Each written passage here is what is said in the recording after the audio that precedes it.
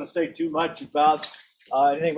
Many of you have had Professor DeGeorge for class. I'm going to turn it over to him. Here's what we're doing today. The password to get in should be CSR. It isn't. I got to go back to my office and change it, but you should be able to get into. So log in to eCampus and your password should get you in it with CSR. What you are to do is you are to make notes.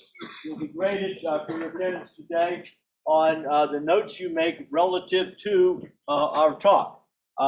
Professor DeGeorge is going to make some many important points. As you know, this is CSR week, corporate social responsibility, and you're really? Going to, it is. Really? This is actually, yes, this is All it. right. Yeah. So you're going to hear a story of somebody who was one of the finest examples of CSR we have in West Virginia. At the end, for your bonus points, there's a second question you will see, I think, in your when you log in. Do not touch the second question. I will tell you the answer at the end of the class. I will give it to you at that point, tell you which one of those is the correct answer that will get you your bonus points out of the 8 options. And then you'll have about 5 seconds to log in, to submit, hit submit. So you'll be, when I give it to you, that's where it will be. So I'm going to turn this over now to Frank DeGeorge. Did you get bonus points when you were in WVU? I never went to class. Gotta come to class, get bonus points. This thing's particularly loud. Can we turn this down a little bit? Well, if you need it, you need it. You decide. You decide. How are we doing today? Good? Just good? Great. Somebody asked me how I'm doing. I'm doing really, really good. Okay, I've got friends here today. I've got friends every day. Sophia, Christian, but today I've got some really special friends. Before I introduce you to them, there's some thank yous that need to be done. Uh-oh. Try again. Here we go. I want to thank Dr. Josh Hall, our dean, the Mylan Pushcart Dean of the College of Business and Economics. Okay? And behind every good man, there's at least 2 or 3 good women. In his case, Texie Wells and Megan Tarani. Okay? They did the heavy lifting today, making sure everything was all set up for our guests. And then I want to thank Michael Bick and Ryan Greathouse. They met you at the door and made sure everybody had parking permits, and that's the most important thing. When I started inviting people, they said, "Oh, I can come, but what am I going to do about parking?" It was the first question that everybody asked. What are we going to do about parking? The guys took care of that. Is Abs here? Don't think so. Well, I need to thank Abs because he paid for the parking. Okay, so Abs took care of the parking. And Professor Carroll, thank you for giving me your podium today. I don't do that I did it yesterday, actually, but very rarely do you give up the podium. Okay, thank you. Stephen Anthony DeGeorge is here today. He's my baby. He's my baby. And Dr. Vincent DeGeorge. Everybody calls me Dr. DeGeorge. I said, no. Where is Dr. DeGeorge? Stand up, Vinny. Just wave to people. Dr. DeGeorge is in the building today. And spread throughout this room, there are what I call people of consequence in my life. Okay? Most of these people that you see right down here are people of consequence in my life. And I think of them every single morning. I have a whole list, 4 pages long. I've lived a blessed life. Sit down with a cup of coffee, go through my list. My day's great already from the start. So my people of consequence are here today. I want to thank them for being here today. Are you ready? Let's do it. I can't even remember what the next slide is, but this is a business class, right? And it's CRS? Okay. We have to start off with the objective of business. Every business, whether it's for profit or not, is kind of irrelevant. Okay? In 1970, there's a thing that all you ethics people should have read by now, huh? It's called the Friedman Doctrine. We went over to class. They all familiar with it. All right. The Friedman Doctrine, a little guy little bald guy, Milton Friedman. He wrote a thing in 1970 called the Friedman Doctrine. And his position was the objective of every business is to maximize profits for the owners. Period. None of this nicey nice stuff. Okay? Maximize profits for the owners, period. And if you read the Friedman Doctrine, he explains why. Very compelling. Very, very compelling. And that stood from 1970 to 2019. That was the way we did it. That's the way I learned it in college. That's the way 50 years of Friedman Doctrine. Okay? Powerful stuff. Learn it. Know it. In 2019, a group called the Business Roundtable. 180 corporate executives. Big corporate executives. Let me see who's on the round table. Got to put my glasses on.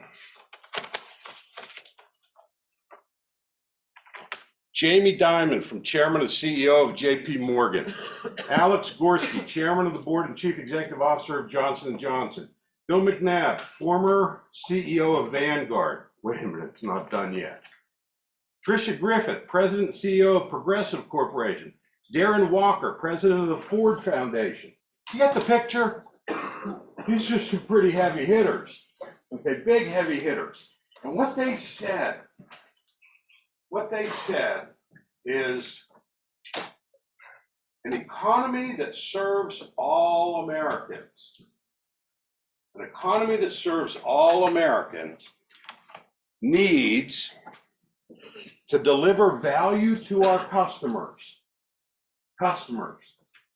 to invest in our employees, dealing fairly and ethically with our suppliers. It sounds good, doesn't it? Supporting the community in which we work, and oh yeah, by the way, generating long-term value for our shareholders. Sweet.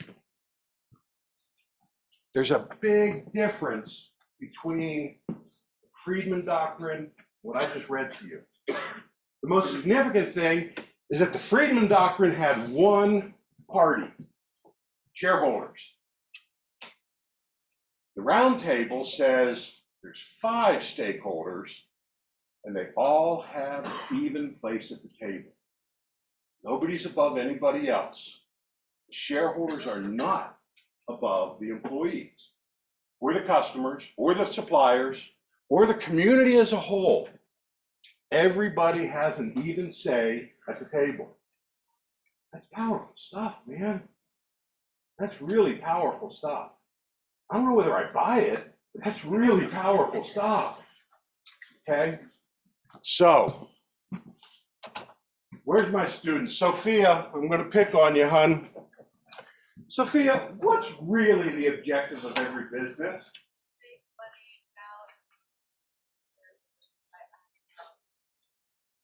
Sweet, huh? Yeah, give it up for Sophia. Christian, could I have called on you? You bet I could. Who else has had me in class? Everybody knows that everybody who's had me anyway, knows that the objective of every business is to make money for the owners now and in the future. And you do that by adding value to goods or services. It's the only way you can do it. All right? That now and in the future, oh, by the way, I didn't make this up. This came from a book that, again, every business student should read. It's called The Goal. It was written by Eli Goldratt in 1984. How many supply chain management people are in here? Have you read The Goal yet? He's all about supply chain management. That's the discipline that he came out of when he wrote The Goal. Okay? I read it in like 2001 when I was learning to teach business students, and I said, that's an important thing. And so I've been teaching it ever since. The thing that separates it from Friedman is that little phrase, now and in the future. What that does is that allows you to take away from your profits and do things like research and development. Research and development does not help the current year. It diminishes the current year, but it helps us to make money in the future, huh? Without that, you go nowhere. selling advertising and promotion. That's not about today. That's wasted money if we're just focusing on today. But it builds a brand, builds recognition, name recognition, okay? Important stuff. Helping the community that you live in. That is sustainable growth. Not just growth for today, but that's sustainable growth. Okay, ESG, how many of you have heard about ESG? Environmental, society, and governance, huh? It's all about sustainability. What's his name? Goldratt had that back in 1984. Okay, this is not new. This is not new. This is just good business. I'm going to suggest to you, and you're going to learn, that this great company named Mylan, this was just ingrained in what we did. We never talked about it. I tried to from time to time. We'd go away on retreats, the executive retreats, and we talked about coming up with a mission statement. And I said, this would be a good one.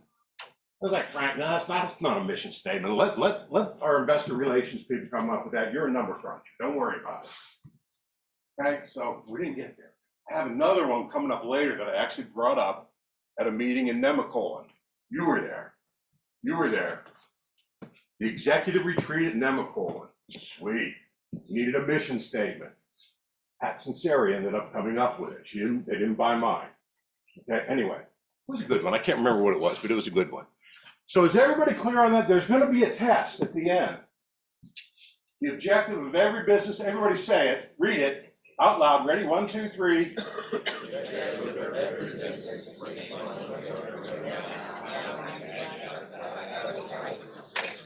That's how it sounds the first time you do it.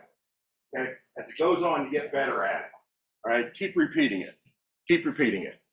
Where's this story start? 1961. Two gentlemen, Army or Navy? Army. Army. Two Army buddies. Mike Pushkar, Mylan Pushkar, and Don Panos in White Sulphur Springs, West Virginia. Richie, you straighten me out if I'm wrong here. Okay, started a company called Mylan, M-I-L-A-N Pharmaceuticals. I've heard different stories about this. Okay, some people say that Mike won the coin toss and got to name the company after him. Some people say that he lost the coin toss, and so Panos became the CEO, and Pushkar was his subordinate. Okay, either way, the company was known as Mylan Pharmaceuticals, 1961. They moved to Princeton, West Virginia at some point in time. They were in a garage in 1961. They moved to Princeton, West Virginia, 63. Frank, I was there. You were there? I was in Princeton, West Virginia when they were there. All right. And then in 66, they moved to Morgantown. Okay. Hired employee number 1, Richard Stupar. All right. We'll talk more about Richie in a little bit. Well, I hope not. Oh, yeah. Oh, yeah. They left the company in 1968, somewhere around there. I don't know who left first. I think Don left first, and Mike left shortly thereafter. Mike went to Cincinnati, did another pharmaceutical company. Don goes over to Ireland, forms another pharmaceutical company called Elon Pharmaceutical Company. Google that one. Don is standing next to a thing called a Panos mobile. Don had really good hobbies. Okay, he built some things down in Atlanta, Georgia that just blow your mind. Golf courses and resorts, and I had the privilege when this building opened. I walked to my classroom, first day of class, and it was the Don Panos Collaborative Classroom. It's up on the 5th floor. I said, sweet. Yeah, Don left some money at WVU, huh? So did Mike. Yeah, like the Mylan Pushkar Dean. Mylan Pushkar Stadium. Were these guys successful or what? They were very, very successful. Okay. Anyway, they left the company. New management came in. In 1972, they took the company public. Okay, they did an initial public offering. And they changed the name from Mylan, M-I-L-A-N, to Mylan, M-Y-L-A-N, because they didn't want that push car guy associated with the company. He's gone, all right? And they went public, $10.50 per share. The gentleman in Pittsburgh, who had his own business, put some of his money. He liked this idea of a generic industry. There was no generic industry at this time. Nothing. Does anybody remember the grocery store? Generic t-shirts that were white with black letters on them. That was generic. And you could buy a can of corn that was white with black letters on it. That was generic. Okay? But pharmaceuticals? Nah, there wasn't any such thing. Well, Mylan was going to be in the generic pharmaceutical industry, and this guy McKnight out of Pittsburgh, he liked it, so he bought some stock at $10.50. He bought some stock for his employees' stock option plan. You're not supposed to do that without asking the shareholders, but he did it. Okay? He liked it at $10.50 a share. Unfortunately, it started to drop. And Mr. McKnight did something that no good investor will ever do. He chased the stock down. He liked it at $10.50. He liked it more at $7.50. He bought some more. He bought some more. He liked it at $7.50. It dropped to $5. He bought some more. He chased the stock down to $2.50 a share. He bought enough stock to get himself a seat on the board of Mylan. Nobody else wanted it. The stock's dropping like a rock. Okay, he believed in it. He believed in it. In May of 1976, he had bought enough stock and had seen enough. He took over as the chairman of the board. You guys seen the movie? Everybody's seen the movie The Godfather. At the end of The Godfather, okay, at the end of the first Godfather, Michael's baptizing his godson, and business is being taken care of, huh? Okay, let me read to you from the 1976 annual report. I'm not making this stuff up. This is it right here. Okay, the 1976 annual report to shareholders, written by Roy H. McKnight Jr., chairman of the board and chief executive officer. He said, on May 13, 1976, Mylan's board of directors accepted the resignation of the president and chief executive officer. On the same day, the vice president of marketing, the treasurer, and the director of international division all terminated their association with the company. Boom, boom, boom, boom, boom. Mylan Pushkar, one of the original founders of Mylan and formerly its executive vice president, returned to the company as president. Frank Bieber, a former partner of Alexander Grant & Company, Mylan's previous auditors, was appointed vice president of finance, and Warren Hartman, sales manager of the Morgantown plant, was named vice president of marketing and sales. A new executive committee was formed to review the financial affairs of the company and its overall operations. Godfather? Yeah. You know what day of the week it was? Friday. You got something bad to do? Do it on Friday. Okay? Keep your ears and eyes open. Anyway, Mike Pushkar comes back to the company. There's stories, I've heard stories about how that happened. Did Roy talk to you and ask about Mike? Dana Barnett, are you online?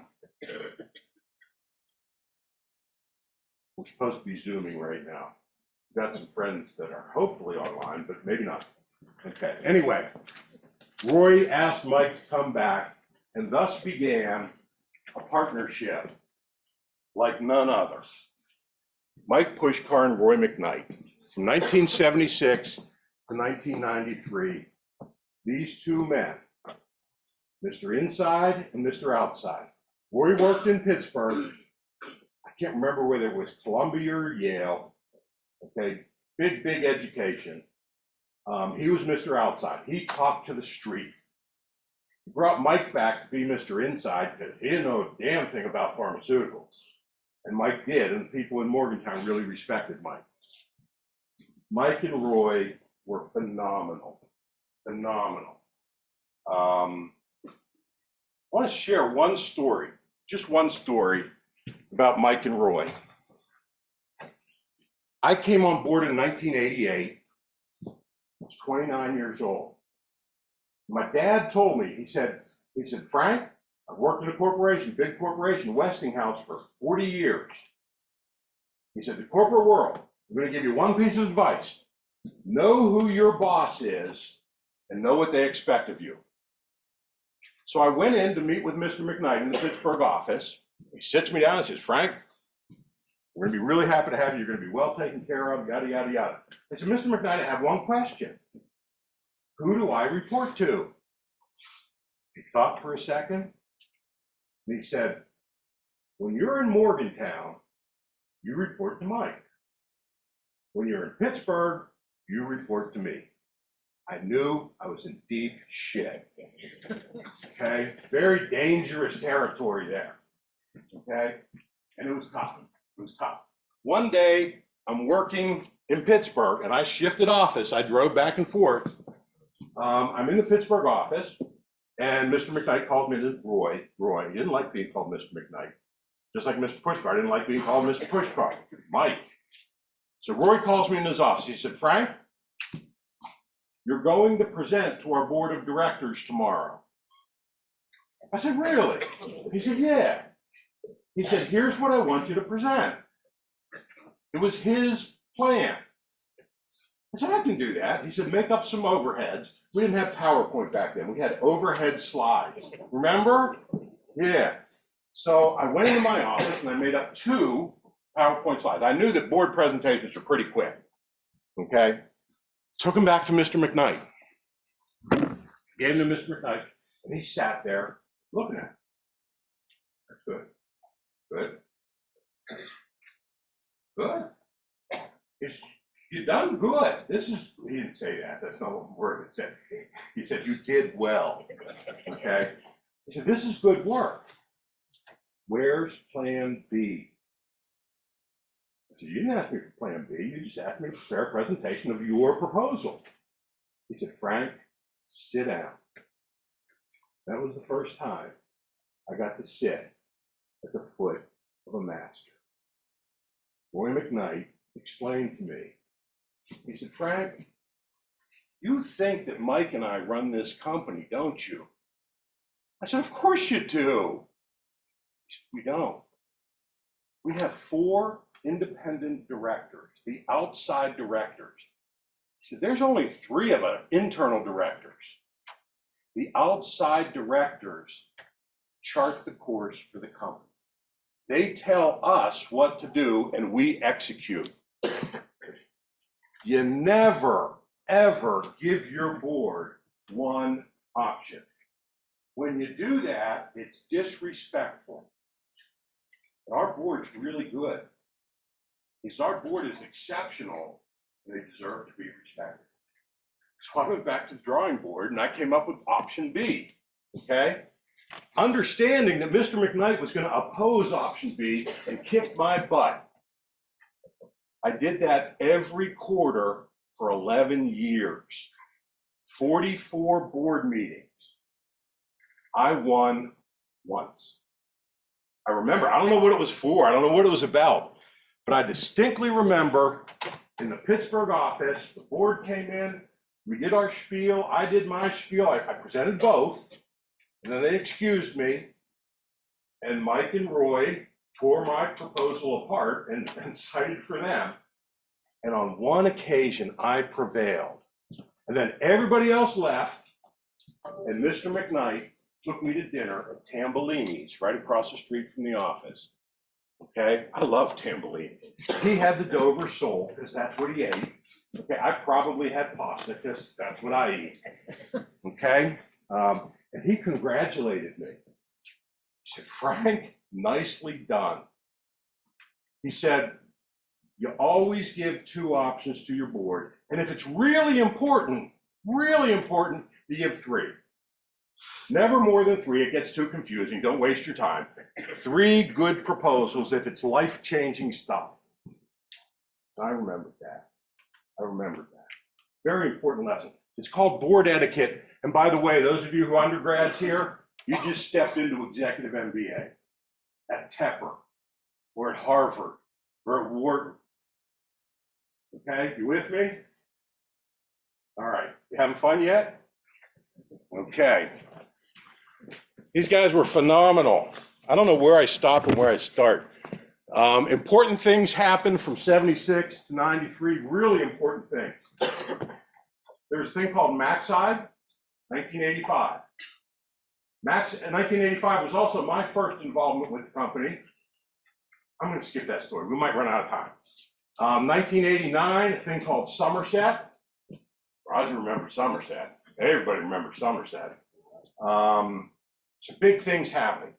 Okay, those were what I call game changers, those two.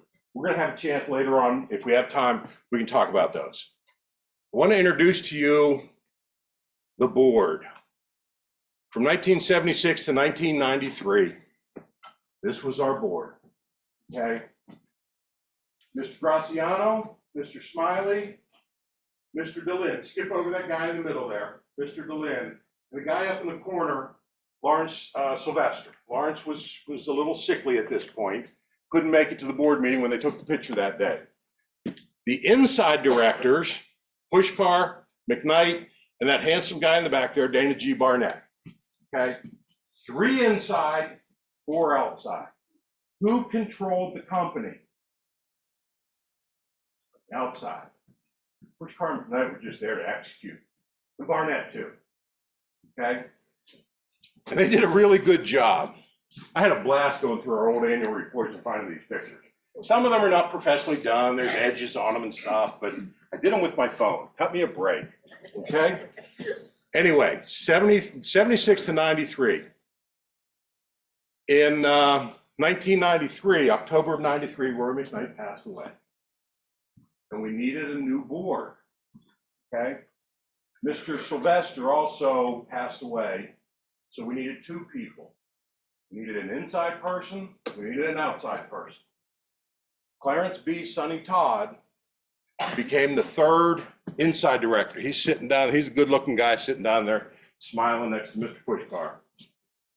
And Jack Gaisford, a true gentleman, became the outside director. Again, we still had 4 and 3. Why? If that's the way it's supposed to be. Gaisford was smart. He was a doctor at West Penn Hospital.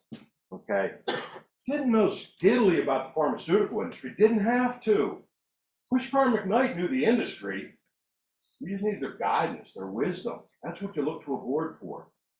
Okay. And then you use it. 1994. Have some more board pictures here. Yeah, 1997, big year. Really big year. What happened in 1997? Can anybody tell just by looking at the picture? A what? A lady? A woman. A woman. A lady.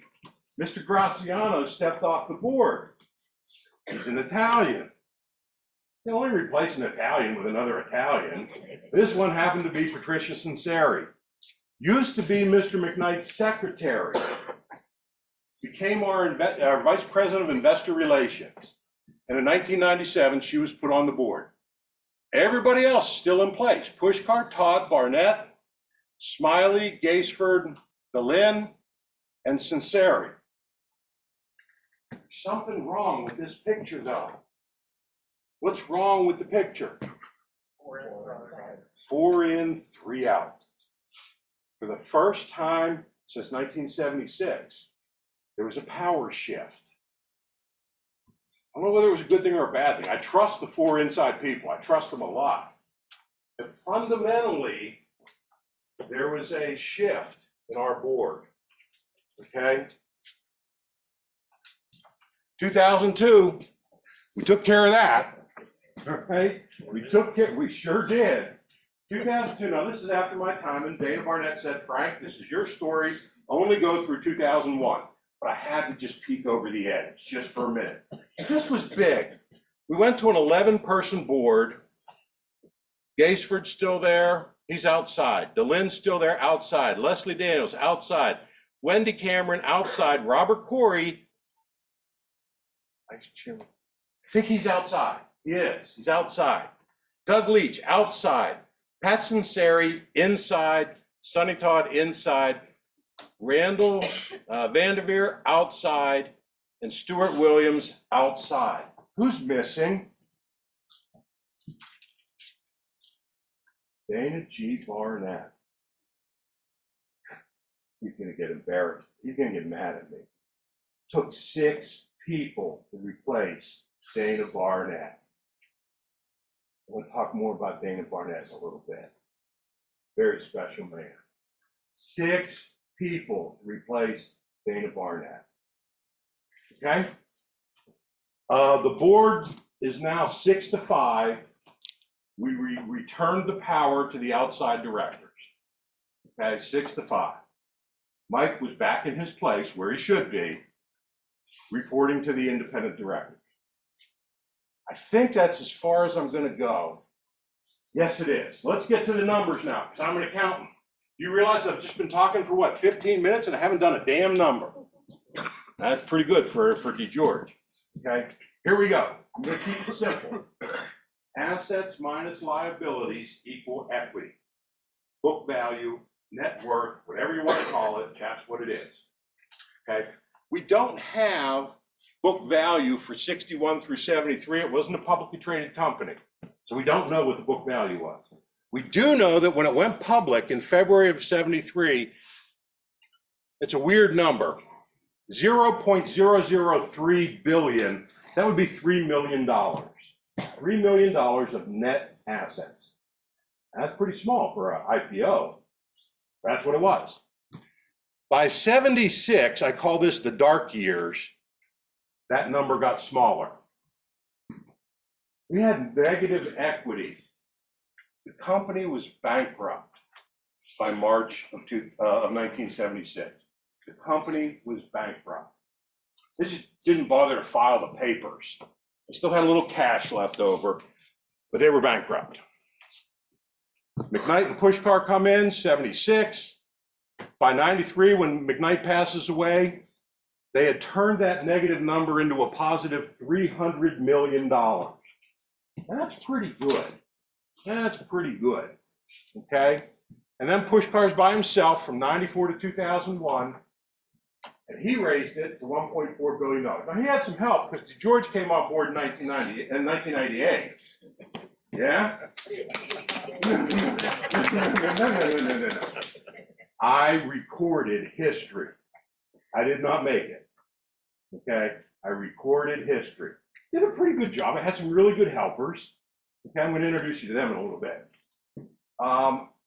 Dana Barnett, I'm sorry, but I got to do this, okay? I got to do this a little bit into the future. From 2002 to 2007 was the Pushkar Corey era, okay? And look at that number, from 1.4 billion to 3.4 billion. That's good. From 2007 to 2019, there's the Corey Bresh Malik era. From an accounting standpoint, 3.4 to 11.9 billion dollars. That's growth, baby. Okay, anybody who's had me in class knows that growth is what it's all about, and they got growth. After that, to the present, with the Corey Upjohn era, the company now stands at $21.1 billion of book value. Book value. On your accounting books, assets minus liabilities. Okay? What's the objective of every business? I told you there was going to be a test. What is it? Make money for who? The owners. Book value doesn't say diddly about the owners. Book value is all about the company itself. If you want to see what happened to the owners, you got to look at the stock price, not the books. Okay, the books are right, they're accurate, they're audited, they're stamped, everything's good. But it doesn't tell you anything about the owners. Let's look at how Mylan did with the owners. Oh no, I'm going to skip this one. I'm just going to skip it. Robert Corey did really big things. Really big things. I'm not gonna go there. Dana doesn't want me to. Mylan stock price, 1972, $10.50 a share. The low point, 1976, $1.50 per share. 1993, the death of Roy McKnight, the stock was trading at $37.63. That's pretty good, huh? By 2001, the end of the Mike Pushkar era, the stock was trading for $11.49. Bummer. Bummer. That's when DeGeorge left too. I'm just saying. Okay. This does not take into account a thing called stock splits. Those are the raw numbers. If you go to Yahoo Finance, this is what you're going to get. Doesn't tell the story. See, Mylan did a thing called stock splits, and we did them a lot. And when you adjust that 2001 end of Mike Pushkar era for stock splits, it's $41.32 per share. That's pretty good. Why did DeGeorge retire in 1999? Because the stock was up significantly. Mike and I had a little falling out. And I just decided I didn't want to come to work anymore. Didn't have to. Stock was up. I retired. More about that later, if you guys want to. Stock splits. The first one was in 1979, a 5-for-4 split. If you had 1,000 shares, after the split, you now had 1,250. And then we did a 2-for-1. It started with 1,250, you now have 2,500. And then we did another 2-for-1, and then a 3-for-2, and a 3-for-2, and a 2-for-1, and a 3-for-2. And in June of '92, we did a 2-for-1, and those 1,000 shares are now equal to 67,500 shares. You get it? You get it? This is a picture of 6 very happy men. Very happy men. Mike Pushkar, Roy McKnight, Dana, Lawrence DeLynn, Bob Smiley, and Dick Graciano. In October of 1976, the company actually did run out of cash. They could not make payroll.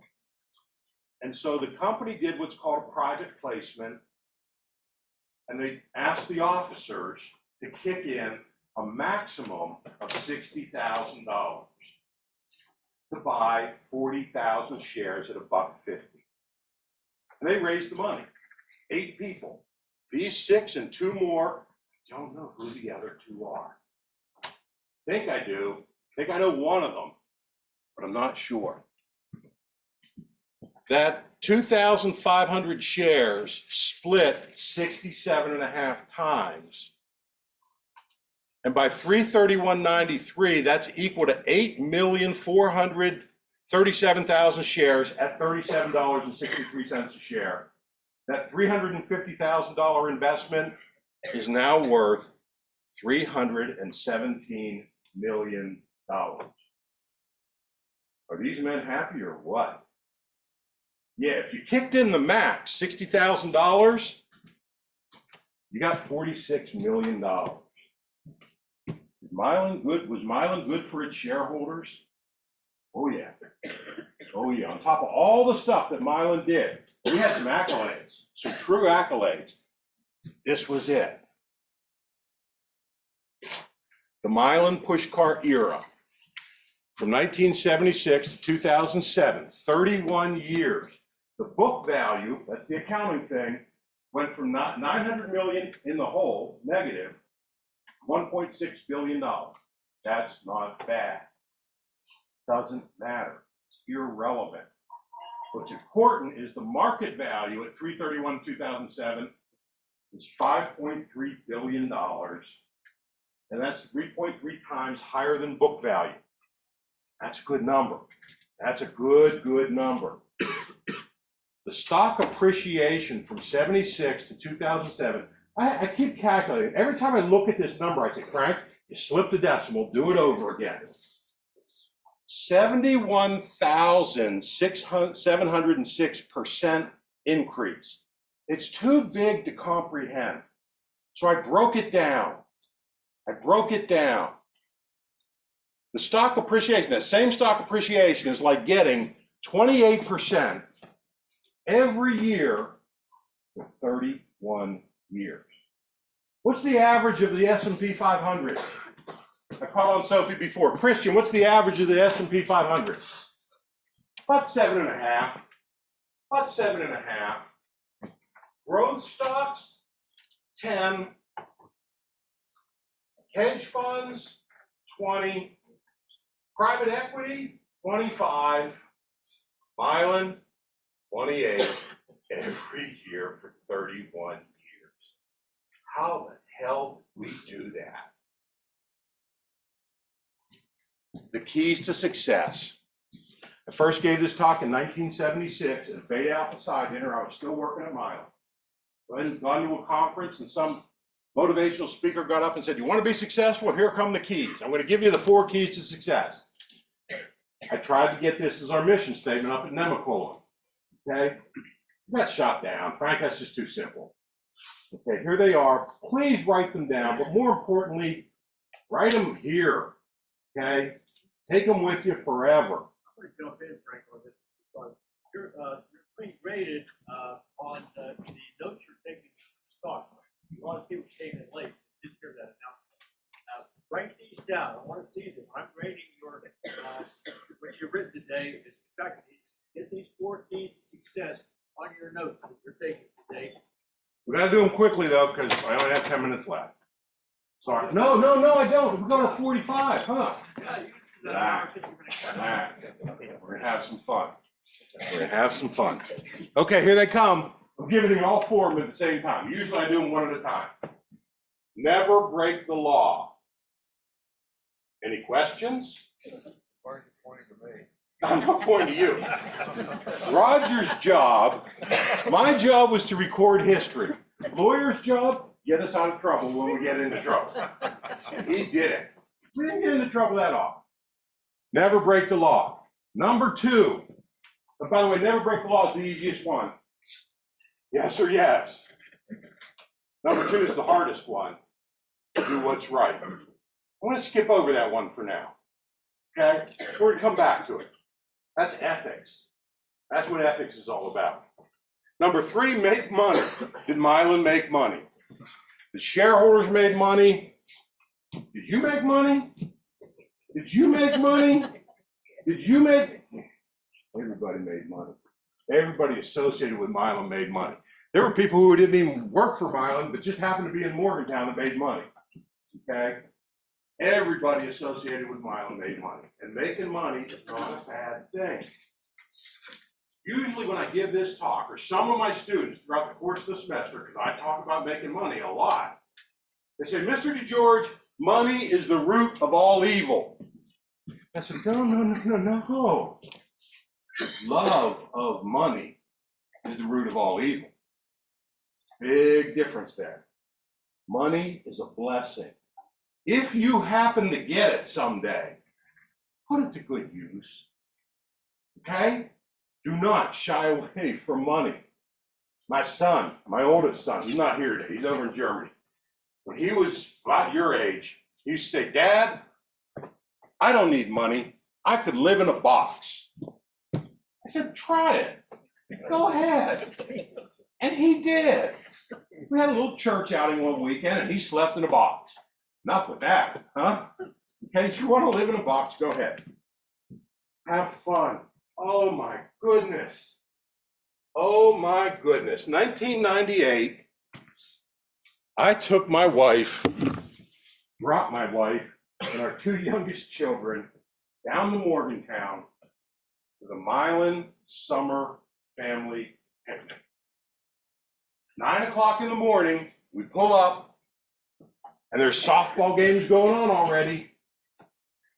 And there, behind the bar, at 9 o'clock in the morning, Billy Ogden making Bloody Marys and screwdrivers.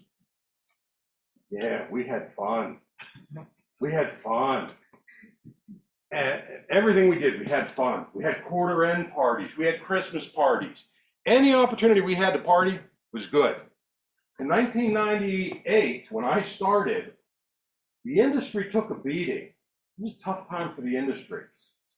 And Mike decided we had to stop having quarter end parties. You think people blamed it on Mike? No, it's that new financial guy. Yeah, it was my fault that we cut out the quarter end parties. Thank God, by 1989, we put them back on. Okay, quarter end parties were just amazing.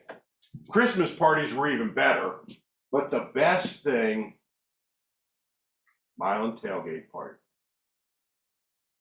How many people attend your tailgate parties when you go to a tailgate party? I'm talking about normal tailgate parties. 8, 10. 8, 10, 12, maybe 50 if it's like a B&E event, right? 50, maybe 100. 500 at Mylan tailgate party. This man cooked. Steak and eggs. Soup. If it was a cold day, we had soup. If Maryland was coming down, we did crabs. Mylan tailgates were amazing. Joy, sheer joy. Did we know how to have fun? Yeah, we know how to have fun. Okay? The keys to success. You got to do all 4 of them at the same time. 3 out of 4, you go to jail. 3 out of 4, you do bad by somebody. 3 out of 4, you're poor. 3 out of 4, you're unhappy. 4 out of 4. That's a challenge. That's a challenge. Doing what's right. I got 4 stories here for doing what's right. One of them is a woman named Dawn, the janitor. I think Mr. Kale gave you the Mylan podcast that Johanna Pushkar had done.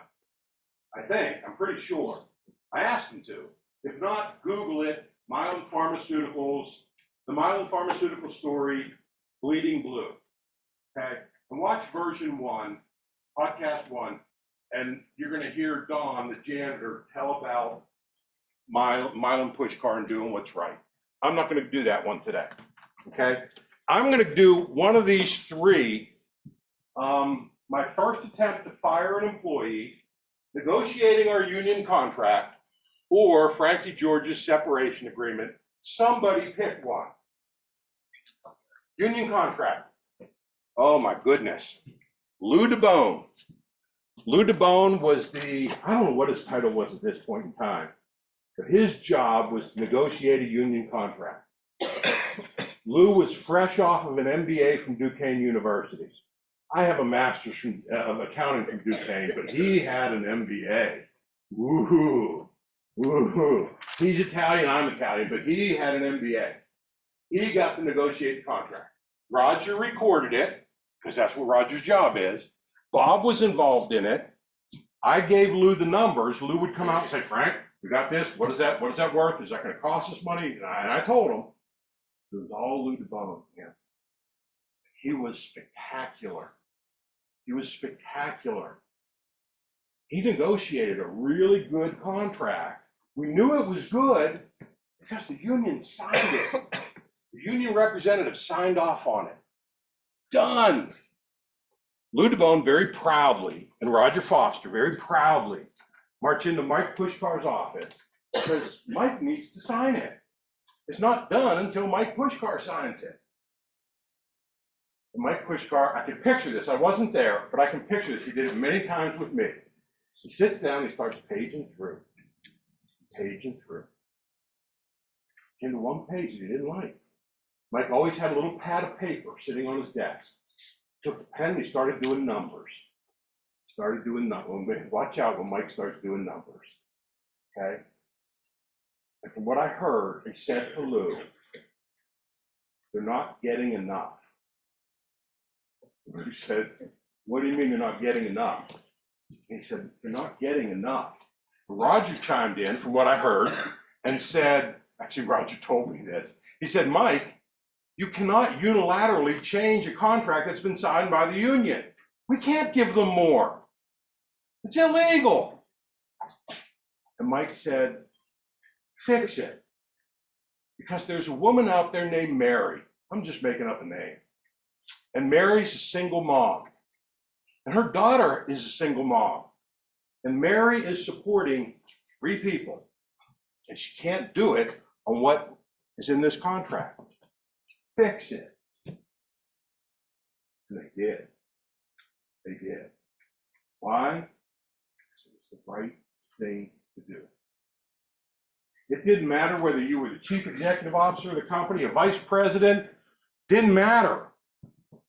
Mike Pushkar wanted every single employee at Mylan, his family, to be able to support a family. He made that very clear, very clear. We don't teach that in business school. We do not teach that in business school. We should, but we don't. Okay? There's a point where you can get the most out of your employees by paying the least. That's business school. Don't do that. Do what's right. Capiche? We'll get a chance to come back to these other 2 if you want to, if we have time. Let's move on. Doing what is right involves 2 concepts. A thing called subsidiarity and solidarity. Subsidiarity and solidarity, write those down. Google them later on. Are there any libertarians in here? Where's my libertarians? Come on, this is a college campus. There's got to be libertarians in here. I'll be very disappointed if there's no libertarian. None? You can call me. You are a libertarian. That's my boy. That's my boy. If you ever get a chance to drink beer with a libertarian, do it. Okay, they're fun. They're great. I love sitting down and drinking beer with libertarians. And we talk about taking the man down, okay? Smaller government, no, hell with smaller government, no government, power to the people, okay? It's good stuff. And I drink beer with them, okay? And we commiserate on how bad the world is with big government, yada, yada, yada. And it works for management too. Smaller management is better. If you can do something at this level, do it. You won't have to rely on this level and this level and this level. Do it, okay? I let the libertarians go for a little bit. They get all fired up. And then I hit them with the question. Are you your brother's keeper? Let's take a sip of beer. They say, hell no. Every man for himself. This is a free country. You choose whether you want to be successful or not. No, I am not my brother's keeper. I come back with, if not you, then who? If not you, don't you dare complain about government. If you're not going to take care of the people that fall through the cracks, somebody has to. How many people, what's the population of the United States? 380 million, somewhere in that ballpark? John would know that. What did you say? 350. How many of them are homeless? How many of them live in poverty? We need government. If we're not going to take care of them, we need government. Yes or yes? You don't like government? Take care of them. Solidarity.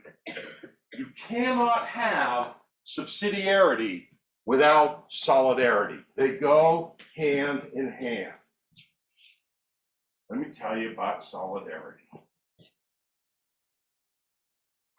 I'm walking to work one day. True story, folks. I'm walking to work one day. I was working at WVU by now. It's like 2001, 2002. Walking down High Street. It's a beautiful day, sunny day. I'm feeling good, go to class, and doing what I love to do. And wouldn't you know it, a homeless man started walking towards me. A homeless man. It was intimidating. I get intimidated by homeless people. Okay? He was black. I get intimidated by black people. I did what I always do when I get intimidated by homeless people. As we approached each other, I looked away. Just don't make eye contact.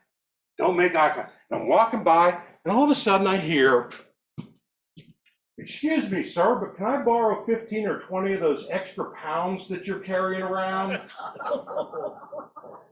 That's a Dana Barnett line.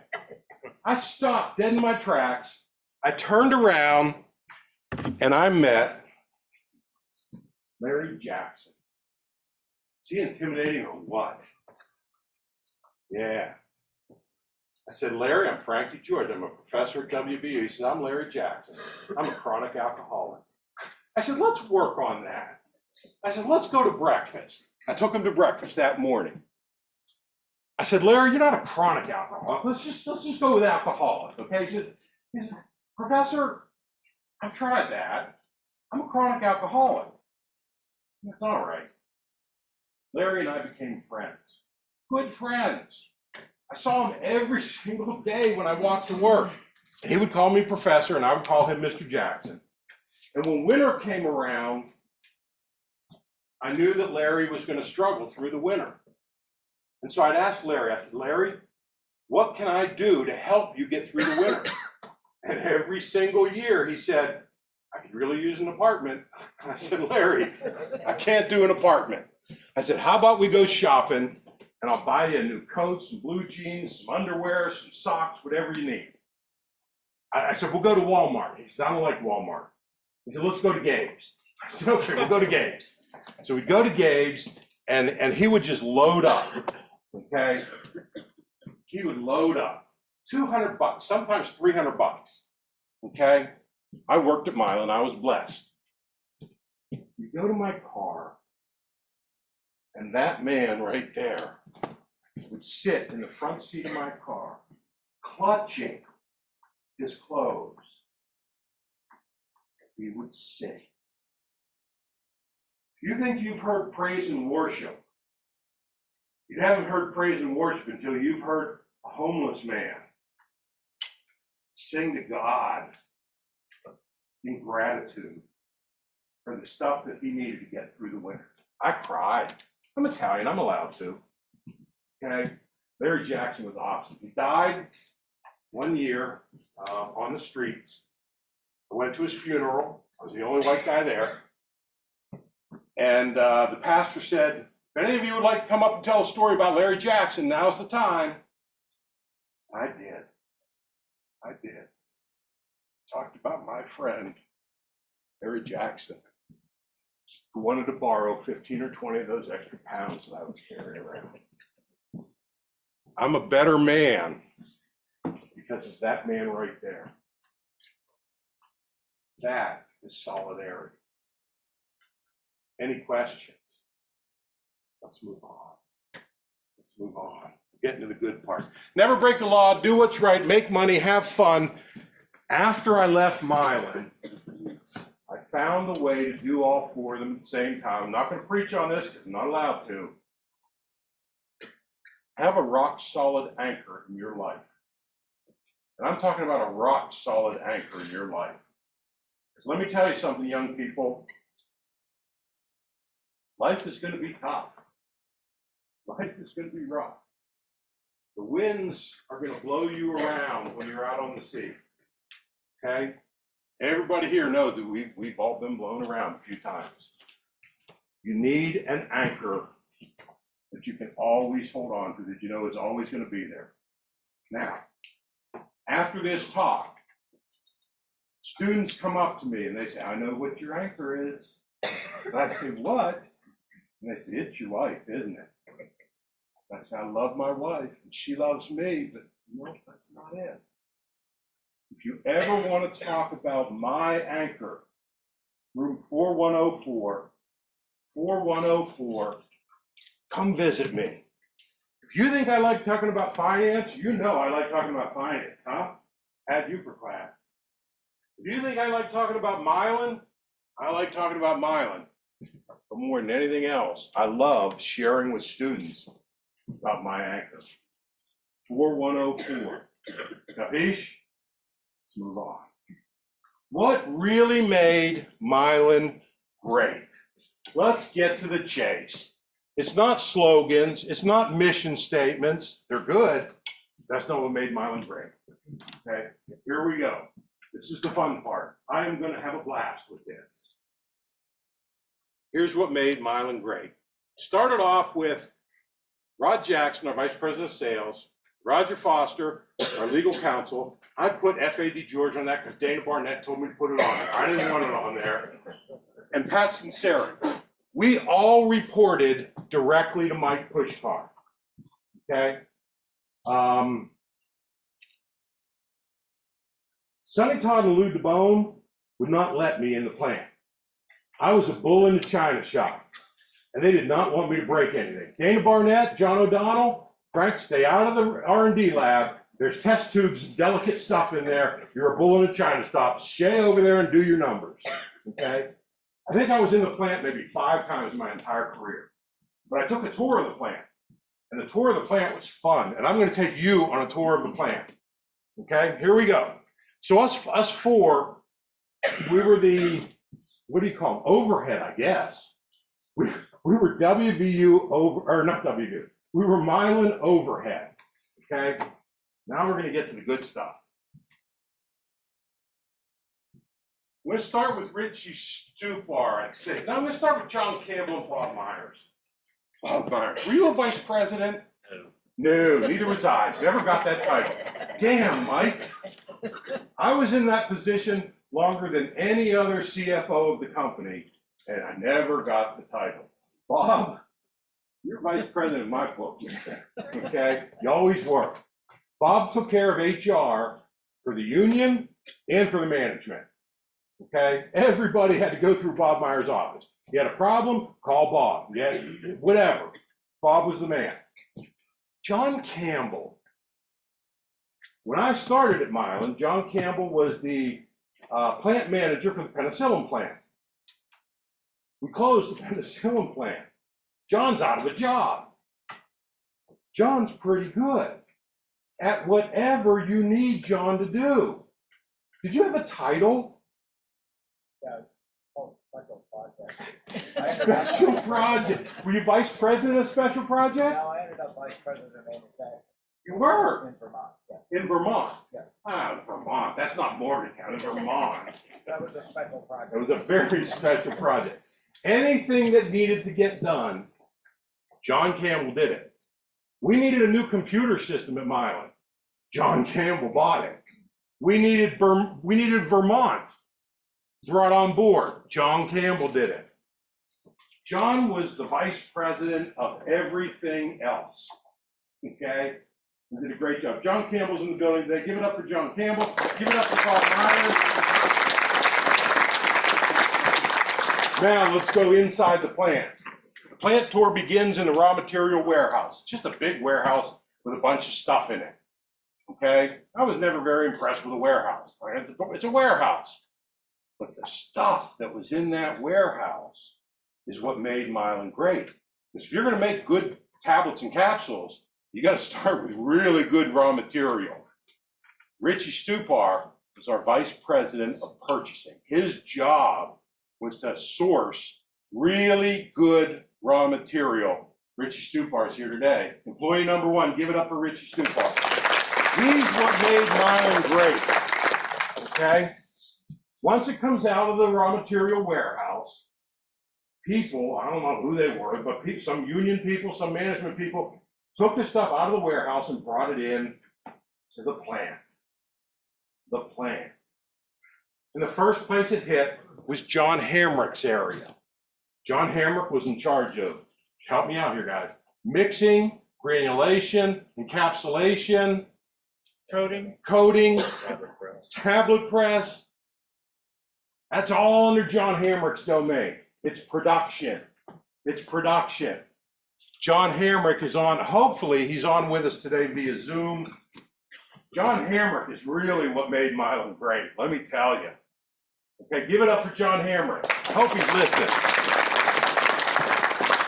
Now, I don't want to jump to Billy Ogden yet. You know he's a good bartender, making mean, Bloody Mary, thank you. But before we get to that, every time we finished a batch, Hamrick finished a batch, They took it out, and the janitors and the maintenance people came in and cleaned that room. And I mean cleaned that room. If they didn't clean that room well, we got lawsuits on our hands. We got product recalls on our hands. Okay? Jimmy Fulmer was in charge of maintenance and the people who came in and cleaned. Okay? That's what made Mylan great. Without that, we got nothing. Capiche? Give it up for Jimmy Fulmer. He passed away a few years ago. Good man, and all his people. Now, there was another man who's not here today. I thought he was going to be here today. He forgot. He's getting old. There was another man who could stop the entire process at a moment's notice. His name was Byron Witt. I put him in the middle there because there's two sides that are going to develop here. There's the R&D side and there's the plant. Byron Witt was kind of in the middle. He's a science guy, but he had total control over the plant. Hamrick and all his people were pumping stuff through, and Witt would come in and look at it. Doesn't look right. Stop. Didn't have to do it very often, but when he did, we stopped. Byron Witt and the QC people. Well, that's what made Mylan great. Capiche? Give it up for Byron Witt. We're getting there. How much time do I have left? We just lost the screen here. We lost the screen. That's not good. Here he comes. He's going to save the day. So we got Byron Witt. Yeah, it just went out there, Greg. On top of all of those, by the way, those were all vice presidents. Bill Ogden was the vice president. Hamrick's the vice president. I didn't talk about Billy yet. Okay, so Hamrick's done, and you got boxes. I think they were boxes. Were they boxes? Boxes of thousands of tablets or capsules. Nobody buys boxes of thousands of tablets and capsules. You got to move it upstairs to the second floor where Billy Ogden takes over. You got to package that product. We put it in little tiny bottles and some big bottles, 500 or so. Packaging. Billy Ogden. Billy Ogden ran a tough ship, man. I heard stories about Billy Ogden. I can't believe him because he was my golf partner and we had a blast, okay? But I heard stories about Billy Ogden in the plant and nothing went wrong under Billy's watch, okay? He was tough. Packaging line, I love the packaging line. The one time I got to go into the plant, I mean, the stuff downstairs was, I did blend things, they encapsulate things. Packaging line started on this side of the building and went straight through. They actually cut holes in the walls so that the line could go all the way through. And these machines were phenomenal. They labeled, they filled the bottles, they capped the bottles. What else did they do? Put the cotton in it. Billy Ogden's area is what really made Mylan great. Give it up for Billy Ogden. Here we go. Okay. Super Hamrick, Ogden, Fulmer, Campbell, Myers, Witt, and those other four overhead people. Above Stupar and company were our plant managers. First, Chuck Crunkleton, a true gentleman. Yes or yes? Okay. Is Chuck still with us? He's got to be 106 years old if he is. He was a true gentleman. Okay. And when he left, a man named Mark Fitch came in. Mark's a pretty good guy too. I talked to Mark, he's out somewhere. He couldn't make it today. But they were the plant managers. Above them, Lou DeBone was in charge of manufacturing. John O'Donnell was in charge of R&D. And Carlos Machine was our plant manager down in Puerto Rico. Okay? Phenomenal people. Lou DeBone had several titles over his tenure. He was vice president of this, he was COO, he was president, he had lots of titles. John O'Donnell, as far as I know, had one title. Senior Vice President of Research and Development. Period. That was it. The whole time he was in Mylan, he did R&D, and he did it really, really well. He had a good army underneath him, okay? But John O'Donnell was the man. John is watching today from Florida. Lou is watching from Florida. Do you see a pattern developing here? The higher up we get, huh? Yeah, they're in Florida. Hamrick's in Florida. The Bone, O'Donnell, they're in Florida. Good for them. Carlos is in Puerto Rico, okay? Great, great people. Whew, getting there. Who am I going to start with? I'm going to start with Dana. Traveling with Dana G. Barnett was probably the best experience of my life. Time? We got time? We're running out of time? 3 minutes. Okay, Dana Barnett, hands down. Okay. I used to travel with Dana Barnett. We'd go to New York, stay at the Waldorf Astoria. We stayed at Park Plaza. Traveling with Dana Barnett was fun. I talk to Dana about 2 or 3 times a week right now. An amazing man. Amazing man. Sonny Todd. I never thought much of Sonny Todd. He was a plant guy. He wasn't a businessman. He was a plant guy. He was a getting his hands dirty guy. Until recently, very recently. And first, on Labor Day, I wrote him a letter, and I apologized profusely for smoking in his building. They built this new building. It was beautiful. And me, a dedicated smoker, I smoked in Sonny Todd's building. Students ask me, George, do you regret anything? I said, yes, there is one thing, and this year I cleared my conscience. I went to Sonny Todd, and I apologized. I don't know whether he accepted it or not. He smiled at me, we hugged, but he didn't say, Frank, you're forgiven. He didn't say that, okay? Traveling with Sonny was fun, too. One time, Mike Pushkar told me, he said, Frank, I want you to go to Puerto Rico with Sonny. Mike, why would I go to Puerto Rico with Sonny? Sonny and I, we got nothing. I said, Frank, go to Puerto Rico with Sonny. We get on the plane, first class down to Puerto Rico. Stewardess comes by, what can I get you to drink? I said, vodka and tonic with lemon.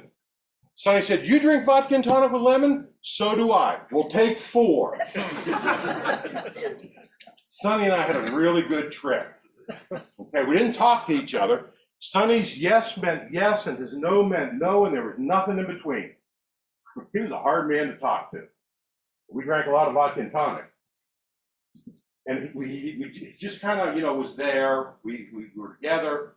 And then all of a sudden, when we got to the plant, Sonny Todd came alive. Now, what are we missing on this picture? What are we missing?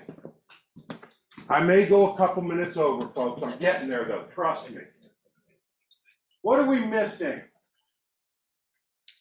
Behind every good man, there's a bunch of men up there, there's a really good woman. At least one, sometimes more. Here they come. On the R&D side, Marianne Albertassi. Right here. Give it up for Marianne Albertassi. On the production side, Patty Tiberio. She handled Pushkar, Todd, and DeBone. Okay? You just had a couple to deal with. Yeah, Patty Tiberio. Give it up for Patty. Wait, there's more.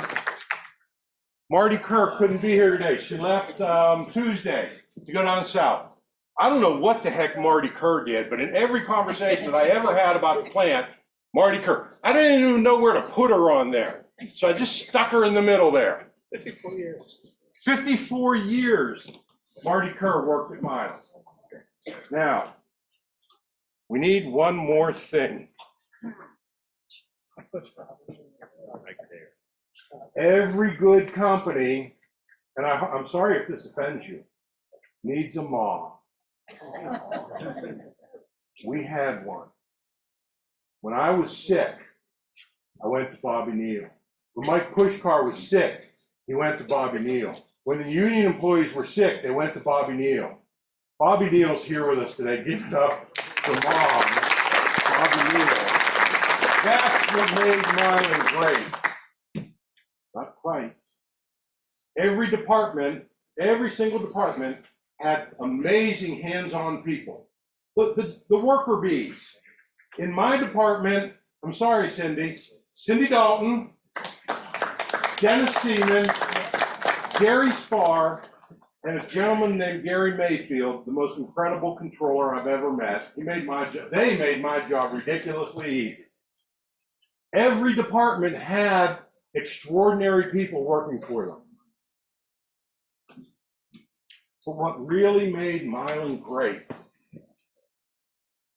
was a group of union employees and management employees who got their hands dirty every single day. If you're a member of Local 8957, can you stand up? Is anybody here? Okay, I'm sorry. I'm almost done. I'm almost done. I don't care about bonus points. I do. You got to hit C3 on the second question. It's too late. It's done. It's done, Dave. Don't worry about the bonus. I'll give them all bonus points. Everybody gets bonus points today. You're the only one here from the local. Thank you so much for your service. You here from the local? Stand up for crying out loud. Jim Shardy, stand up. You're not union. You're a worker bee. Yeah, stand up. You're a worker bee. What? You're still a worker bee. Anyway, sit down. Sit down. That's what made Mylan great. Subsidiarity and solidarity applied. Applied. Less management, more power vested in the masses. Mylan had 15 pretty good managers. Pretty good. We had one great leader, and we had an army of truly great, like-minded people. Listen to me for one more second. Young people, don't ever underestimate the power and the capabilities, the possibilities of a team that is focused on a mission. Where to go? To do what's right. Don't ever underestimate the power of a team doing what's right. Thank you so much for your time. Thank you. Mylan people, you're excused, by the way. You're excused. Mylan people, the dean has graciously given me 2 conference rooms up on the 6th floor. We've got some flying WVU cookies and a little bit of tea. I thought you guys might want to talk a little bit, huh? Let's go upstairs and talk. Where at? 6th floor, room 601 and 602. I have to leave.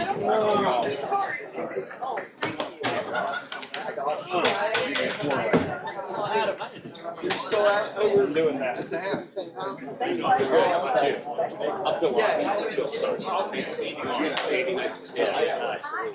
Good to see you. You did take care of a lot of people. All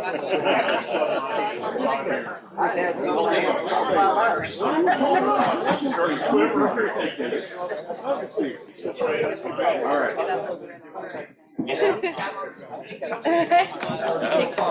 Very fun. You guys are Mylan people, by the way. Upstairs, 6th floor. Hey, hope I didn't embarrass you. Right. Had good material. Had really good material. Come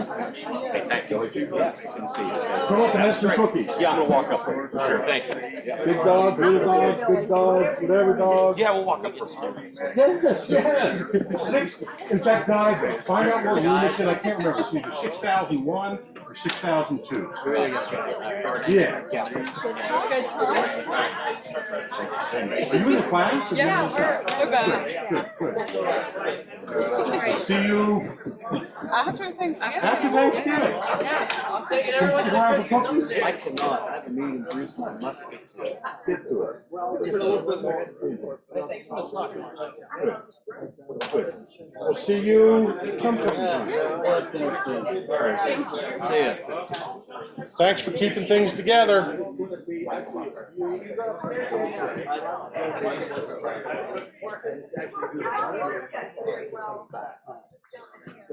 Kill this meeting. This